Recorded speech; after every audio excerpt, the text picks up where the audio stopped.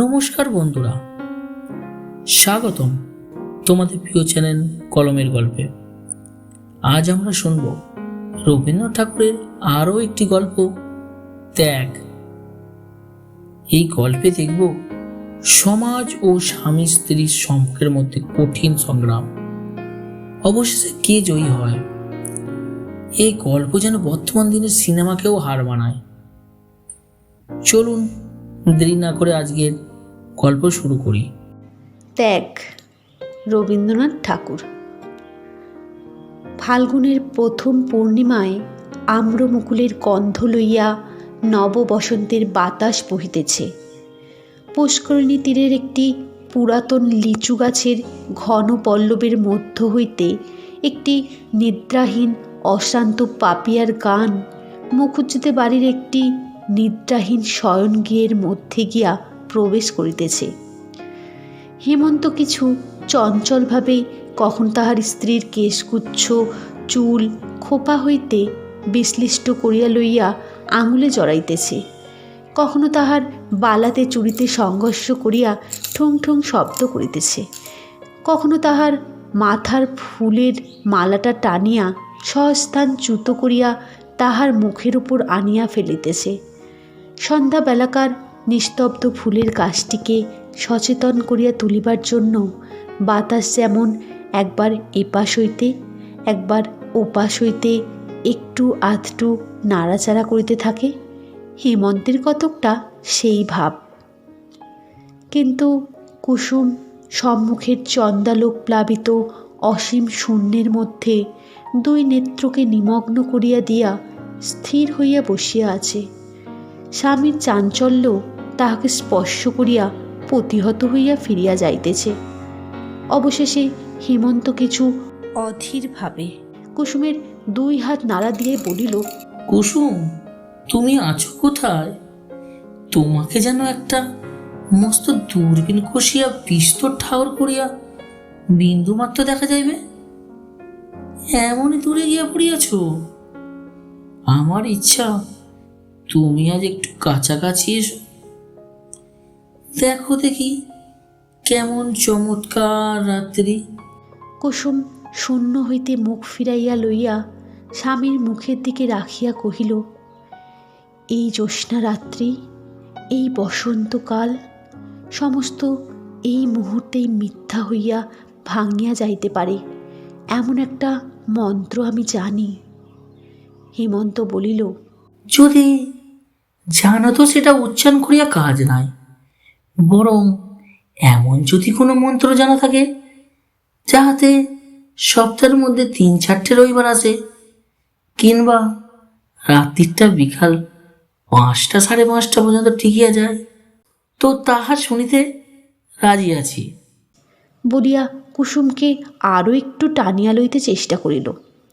কুসুম সেই আলিঙ্গন পাশে ধরা না দিয়া কহিল, আমার মৃত্যুকালে তোমাকে যে কথাটা বলিব মনে করিয়াছিলাম, আজ তাহা বলিতে ইচ্ছা করিতেছে।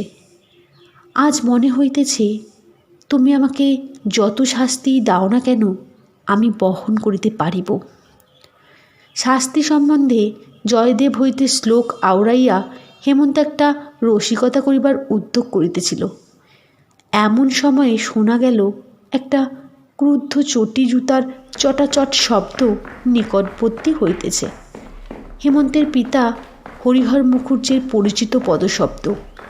হেমন্ত শশব্যস্ত হইয়া উঠিল। হরিহর দ্বারের নিকটে আসিয়া ক্রুদ্ধ গর্জনে কহিল, হেমন্ত, বউকে এক্ষুনি বাড়ি হইতে দূর করিয়া দাও। হেমন্ত স্ত্রীর মুখের দিকে চাহিল। স্ত্রী কিছুই প্রকাশ করিল না, কেবল দুই হাতের মধ্যে কাতরে মুখ লুকাইয়া আপনার সমস্ত বল এবং ইচ্ছা দিয়া আপনাকে যেন লুপ্ত করিয়া দিতে চেষ্টা করিল। দক্ষিণে বাতাসে পাপিয়াশ্বর ঘরে প্রবেশ করিতে লাগিল, কাহারও কানে গেল না। পৃথিবী এমনই অসীম সুন্দর, অথচ এত সহজেই সমস্ত বিকল হইয়া যায়। হেমন্ত বাহির হইতে ফিরিয়া আসিয়া স্ত্রীকে জিজ্ঞাসা করিল, সত্য কি? সত্য। এতদিন বলো নাই কেন? অনেকবার বলিতে চেষ্টা করিয়াছি, বলিতে পারি নাই। আমি বড় পাপিষ্ঠা। তবে আজ সমস্ত খুলিয়া বলো। কুসুম গম্ভীর দৃঢ় স্বরে সমস্ত বলিয়া গেল, যেন অটল চরণে ধীর গতিতে আগুনের মধ্যে দিয়া চলিয়া গেল। কতখানি দগ্ধ হইতেছিল কেহ বুঝিতে পারিল না। সমস্ত শুনিয়া হেমন্ত উঠিয়া গেল। কুসুম বুঝিল যে স্বামী চলিয়া গেল সে স্বামীকে আর ফিরিয়া পাইবে না। কিছু আশ্চর্য মনে হইল না। এই ঘটনাও যেন অন্যান্য দৈনিক ঘটনার মতো অত্যন্ত সহজভাবে উপস্থিত হইল। মনের মধ্যে এমন একটা শুষ্ক অসরতার সঞ্চার হইয়াছে এবং পৃথিবীকে এবং ভালোবাসাকে আগাগোড়া মিথ্যা এবং শূন্য বলিয়া মনে হইল। এমনকি হেমন্তের সমস্ত অতীত ভালোবাসার কথা স্মরণ করিয়া অত্যন্ত নীরস কঠিন নিরানন্দ হাসির একটা হরধার নিষ্ঠুর ছুরির মতো তাহার মনের এক ধার হইতে আর এক ধার পর্যন্ত একটি দাগ রাখিয়া দিয়া গেল। বোধ করি সে ভাবিল, যে ভালোবাসাকে এত ঘানি বলিয়া মনে হয়, এত আদর, এত গাঢ়তা, যাহার তিলমাত্র বিচ্ছেদ এমন মর্মান্তিক, যাহার মুহূর্তমাত্র মিলন এমন নিবিড়ানন্দময়, যাহাকে অসীম অনন্ত বলিয়া মনে হয়, জন্ম জন্মান্তরেও যাহার অবসান কল্পনা করা যায় না, সেই ভালোবাসা এইটুকুর ওপর নির্ভর। সমাজ যেমনই একটু আঘাত করিল অমনি অসীম ভালোবাসা চূর্ণ হইয়া এক মুষ্টি ধুলি হইয়া গেল। হেমন্ত কম্পিত স্বরে এই কিছু পূর্বে কানের কাছে বলিতেছিল, চমৎকার রাত্রি। সে রাত্রি তো এখনো শেষ হয় নাই, এখনো সেই পাপিয়া ডাকিতেছে। দক্ষিণের বাতাস মশারি কাঁপাইয়া যাইতেছে এবং জ্যোৎস্না সুখশ্রান্ত সুপ্ত সুন্দরীর মতো বাতায়নবর্তী পালঙ্কের এক প্রান্তে নীলীন হইয়া পড়িয়া আছে। সমস্তই মিথ্যা। ভালোবাসা আমার অপেক্ষাও মিথ্যাবাদিনী, মিথ্যাচারিণী। পরদিন প্রভাতেই অনিদ্রা শুষ্ক হেমন্ত পাগলের মতো হইয়া প্যারীশঙ্কর ঘোষালের বাড়ি গিয়া উপস্থিত হইল। প্যারীশঙ্কর জিজ্ঞাসা করিল, ইয়ে বাপু, কি খবর? হেমন্ত মস্ত একটা আগুনের মতো যেন দাউ দাউ করিয়া জ্বলিতে জ্বলিতে কাঁপিতে কাঁপিতে বলিল, তুমি আমাদের জাতি নষ্ট করিয়াছ, সর্বনাশ করিয়াছ, তোমাকে ইহার শাস্তি ভোগ করতেই হইবে। বলিতে বলিতে তাহার কণ্ঠ রুদ্ধ হইয়া আসিল। প্যারীশঙ্কর ঈষৎ হাসিয়া কহিল, আর তোমরা আমার জাতি রক্ষা করিয়াছ, আমার সমাজ রক্ষা করিয়াছ, আমার পিঠে হাত বুলাইয়া দিয়াছ। আমার প্রতি তোমাদের বড় যত্ন, বড় ভালোবাসা। হেমন্তের ইচ্ছা হইল সেই মুহূর্তেই প্যারীশঙ্করকে ব্রহ্মতে যে ভস্ম করিয়া দিতে, কিন্তু সেই তেজে সে নিজেই জ্বলিতে লাগিল। প্যারীশঙ্কর দিব্য সুস্থ নিরাময় ভাবে বসিয়া রহিল। হেমন্ত ভগ্ন কণ্ঠে বলিল, আমি তোমার কি করিয়াছিলাম? প্যারীশঙ্কর কহিল, আমি জিজ্ঞাসা করি, আমার একটিমাত্র কন্যা ছাড়া আর সন্তান নাই। আমার সেই কন্যা তোমার বাপের কাছে কি অপরাধ করিয়াছিল? তুমি তখন ছোট ছিলে, তুমি হয়তো জানো না ঘটনাটা, তবে মন দিয়ে শোনো। ব্যস্ত হও না বাপু, ইহার মধ্যে অনেক কৌতুক আছে। আমার জামাতা নবকান্ত আমার কন্যার গয়না চুরি করিয়া যখন পালাইয়া বিলাতে গেল, তখন তুমি শিশু ছিলে। তাহার পর 5 বৎসর বাদে সে যখন ব্যারিস্টার হইয়া দেশে ফিরিয়া আসিল, তখন পাড়ায় যে একটা গোলমাল বাঁধিল, তোমার বোধ করি কিছু কিছু মনে থাকিতে পারে, কিংবা তুমি না জানিতেও পারো। তুমি তখন কলিকাতার স্কুলে পড়িতে। তোমার বাপ গ্রামের দলপতি হইয়া বলিলেন, মেয়েকে যদি স্বামী গিয়ে পাঠানোর অভিপ্রায় থাকে, তবে সে মেয়েকে আর ঘরে লইতে পারিবে না। আমি তাহাকে হাতে পায়ে ধরিয়া বলিলাম, দাদা, এ যাত্রায় তুমি আমাকে ক্ষমা করো। আমি ছেলেটিকে গোবর খাওয়াইয়া প্রায়শ্চিত্ত করাইতেছি। তোমরা তাহাকে জাতে তুলিয়া লাও। তোমার বাপ কিছুতেই রাজি হইলেন না। আমি আমার একমাত্র মেয়েকে ত্যাগ করিতে পারিলাম না। জাত ছাড়িয়া দেশ ছাড়িয়া কলিকাতা আসিয়া ঘর করিলাম। এখানে আসিয়াও আপদ মিটিল না। আমার ভাতস্পুত্রের যখন বিবাহের সমস্ত আয়োজন করিয়াছি, তোমার বাপ কন্যাকর্তাদের উত্তেজিত করিয়া সে বিবাহ ভাঙিয়া দিলেন। আমি প্রতিজ্ঞা করিলাম, যদি ইহার প্রতিশোধ না লই তবে আমি ব্রাহ্মণের ছেলে নহি। এইবার কতকটা বুঝিতে পারিয়াছ? কিন্তু আরো একটু সবুর করো। সমস্ত ঘটনাটি শুনলে খুশি হইবে। ইহার মধ্যে একটু রসও আছে। তুমি তখন কলেজে পড়িতে। তোমার বাসার পাশেই বিপ্রদাস চাটুর্যের বাড়ি ছিল। বেচারা এখন মারা গিয়েছে। চাটুর্য মহাশয়ের বাড়িতে কুসুম নামে একটি শৈশব বিধবা অনাথা কায়স্থ কন্যা আশ্রিতভাবে থাকিত। মেয়েটি বড় সুন্দরী।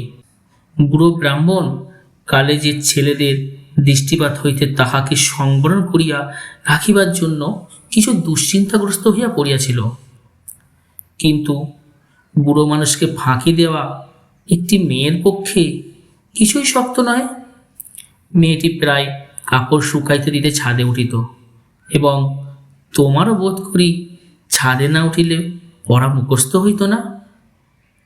পরস্পরের ছাদ হইতে তোমাদের কোনরূপ কথাবার্তা হইত কিনা সে তোমরাই জানো। কিন্তু মেয়েটির ভাব প্রতীক দেখিয়া বুড়োর মনে সন্দেহ হইল, কারণ কাজকর্মে তাহার ক্রমিক ভুল হইতে দেখা গেল, এবং তপস্বিনী গৌরীর মতো দিন দিন সে আহার নিদ্রা ত্যাগ করিতে লাগিল। এক দিন সন্ধ্যাবেলায় সে পুরার সম্মুখেই অকারণে পশু সংবরণ করিতে পারিত না। অবশেষে বুড়া আবিষ্কার করিল, ছাদে তোমাদের মধ্যে সময় অসময়ে নীরব দেখা সাক্ষাৎ চলিয়া থাকে। এমনকি কালেজ কামাই করিয়া মধ্যাহ্নে চিলের ঘরের ছায় ছাদের কোণে তুমি বই হাতে করিয়া বসিয়া থাকিতে। নির্জন অধ্যয়নে সহসা তোমার এত উৎসাহ জন্মিয়াছিল। বিপ্রদাস যখন আমার কাছে পরামর্শ জানিতে আসিল, আমি কহিলাম, খুড়ো, তুমি তো অনেক দিন হইতে কাশি যাইবার মানুষ করিয়াছ।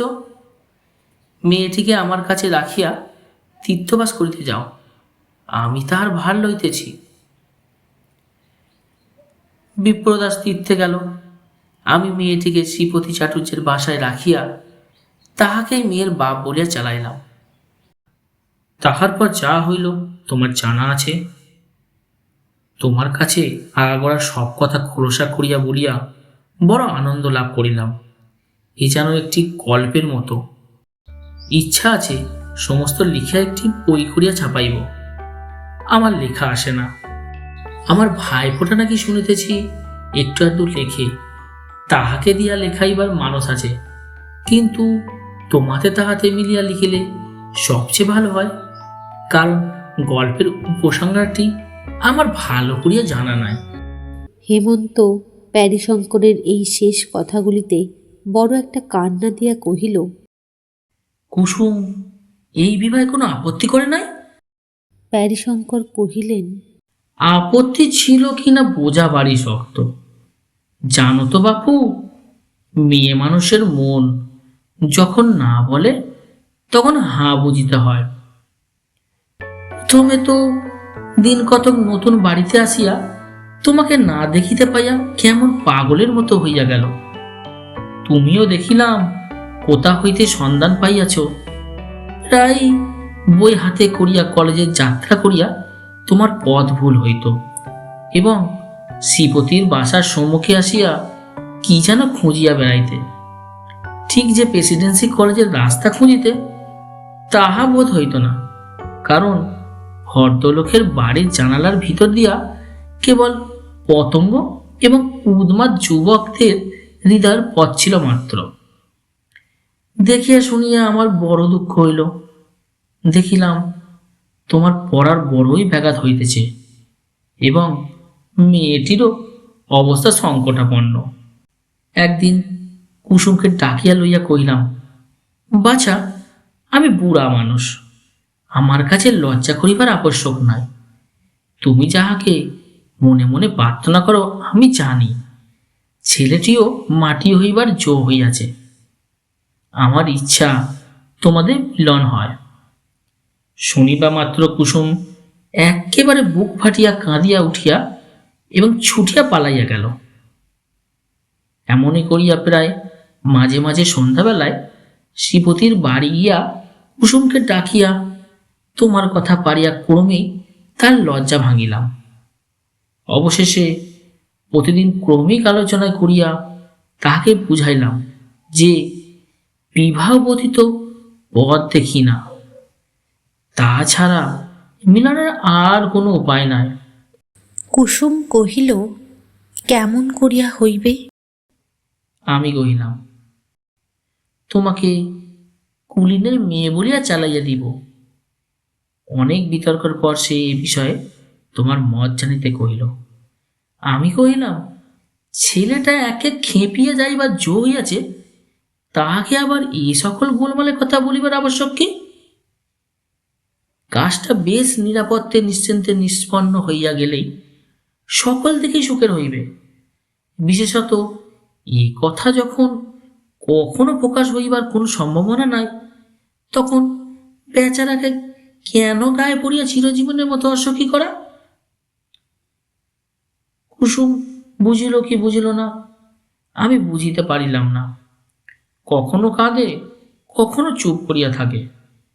অবশেষে আমি যখন বলি, তবে আর কাজ নাই, তখন আবার সে অস্থির হইয়া ওঠে।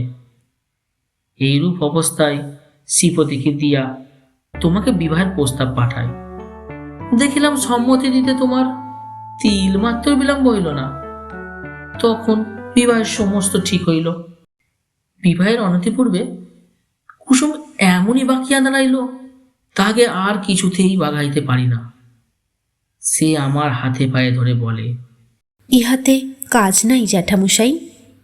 আমি বলিলাম, কি সর্বনাশ, সমস্ত স্থির হইয়া গেছে, এখন কি করিয়া ফিরাইব? কুসুম বলে, তুমি রাষ্ট্র করিয়া দাও, আমার হঠাৎ মৃত্যু হইয়াছে, আমাকে এখান হইতে কোথাও পাঠাইয়া দাও।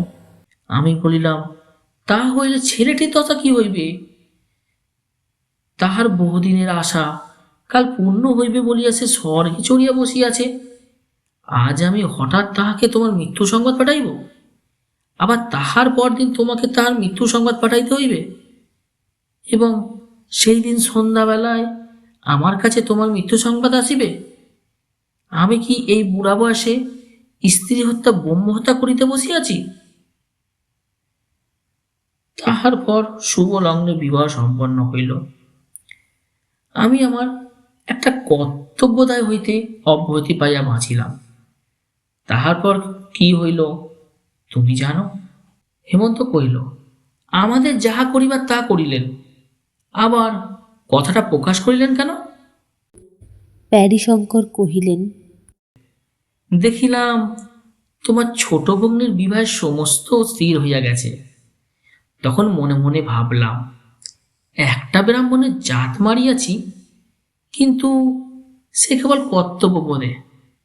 আবার আর একটা ব্রাহ্মণের জাত মারা পরে আমার কর্তব্য এটা নিবারণ করা। তাই তাহাদের চিঠি লিখিয়া দিলাম, বলিলাম, হেমন্ত যে শূদ্রকন্যা বিবাহ করিয়াছে তাহার প্রমাণ আছে।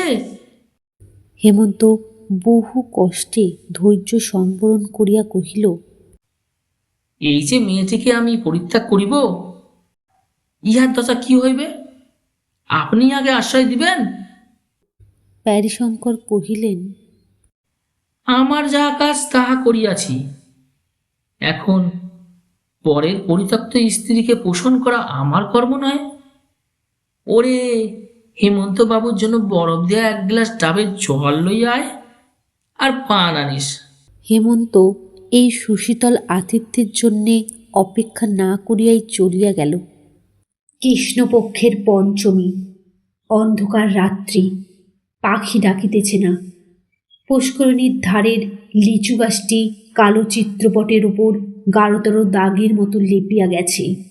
কেবল দক্ষিণের বাতাস এই অন্ধকারে অন্ধভাবে ঘুরিয়া ঘুরিয়া বেড়াইতেছে, যেন তাহাকে নিশিতে পাইয়াছে।